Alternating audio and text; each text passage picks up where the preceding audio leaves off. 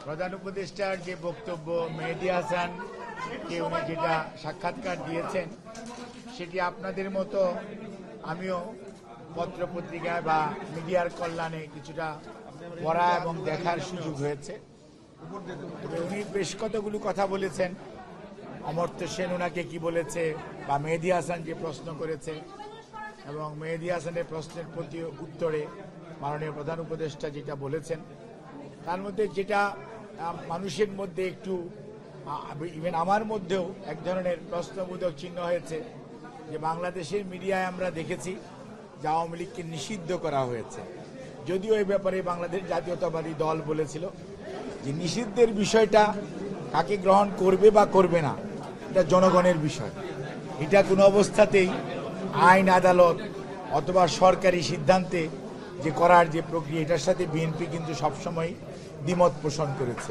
BNP বলেছিল জনগণ সিদ্ধান্ত নেবে কারা অন্যায় অত্যাচার করেছে। তবে বিএনপি সবসময় একটা কথা আমরা বলছি, সেটা হচ্ছে দোজুয়ার এই গণহত্যাকারী এবং এটার যারা আদেশ দিয়েছে তাদেরকে আইনের আওতায় এনে যথাযথ বিচার করা, এবং সেটি সাবেক প্রধানমন্ত্রী হোক, ওনার দলের বড় বড় নেতারা হোক, অথবা দলের অন্যান্য যে কর্মীরা আছে যারা এগুলোর সাথে, এবং সরকারি কর্মকর্তা কর্মচারী যারা অতি উৎসাহী হয়ে বিভিন্ন বাহিনীর লোক এবং অনেক সংস্থার লোক, সর্বোপরি আপনার প্রশাসন দেখেন, বিচারালয় দেখেন, অনেকে ওয়ান স্টেপ এহেড, তারা অতিরিক্ত মানে আপনার করেছে যেটি তাদের জুরিডিকশনের মধ্যে পড়ে না।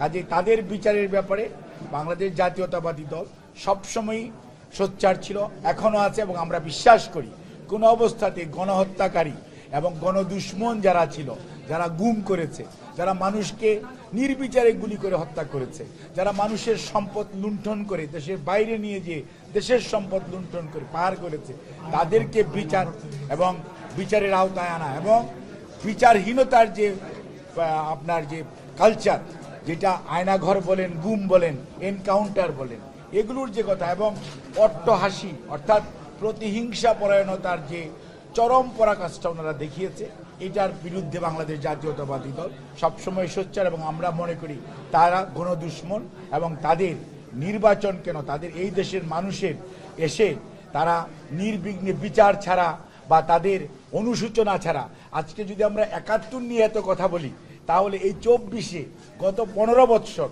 দেশের ভোটাধিকার চুরি, দিনের ভোট রাতে করেছে, তার জন্য তাদের অনুশোচনা হবে না, এটা তো হতে পারে না। কাজে দেন ইট্টু মানে আপনার কি বলে যে আনকন্ডিশনালি জনগণের কাছে ক্ষমা চাইতে হবে, যেটা জনগণ সিদ্ধান্ত নেবে ক্ষমা করবে কি করবে না। এটি ব্যক্তিগতভাবে কারো করার বিষয় আছে বলে আমি মনে করি না। সেটা হচ্ছে যে উনি যে বক্তব্যটা দিয়েছেন, সেটা কিন্তু আপনি কোনো সংখ্যা দেখছেন কিনা যে আওয়ামী লীগ আবার ফিরে আসতে পারে, আগামী নির্বাচনে অংশ নিতে পারে? বক্তব্যটা শুনে দিয়েছেন যে কোনো সময় হয়তো তাদের নিষেধাজ্ঞা উঠে যেতে পারে। বাংলাদেশ জাতীয়তাবাদী দল এবং গণতন্ত্রকামী শক্তির যে ঐক্য হয়েছে, এই ঐক্য কোনো অবস্থাতেই ভয়ে ভীত হলে ৫ই আগস্ট উনি পালাতেন না। উনি যদি সত্যিকার অর্থে রাজনীতিবিদ হতেন, তাহলে মাঠে থেকে রাজনীতি মোকাবেলা করতেন। কি হতো? যা হওয়ার সেটা হতো, জেলখানায় যেত। এবার আমরা ৯০-এর পতনের পর দেখি নাই, ৯০-এর যা আমাদের গণ অভ্যুত্থান, সেটার পর আমরা দেখেছি স্বৈরাচার জেলখানায় গিয়েছে। কাজেই সেই ক্ষেত্রে উনি রাজনীতিবিদ হিসাবে যে দায়িত্ব যেটা করেছেন, সত্যিকার অর্থে ওনার মধ্যে যে নিজের প্রতি এক ধরনের যে অন্যায় করেছে, যে অন্যায়কারী, তার মনের যে দুর্বলতা, সেটা উনি প্রকাশ করেছেন। তাদের নিয়ে আমরা রাজনৈতিক যারা গণতন্ত্রের জন্য আন্দোলন করেছে, তারা মোটেই ভীত বা সন্ত্রস্ত নেই। জনগণ সঠিক সিদ্ধান্ত নেই।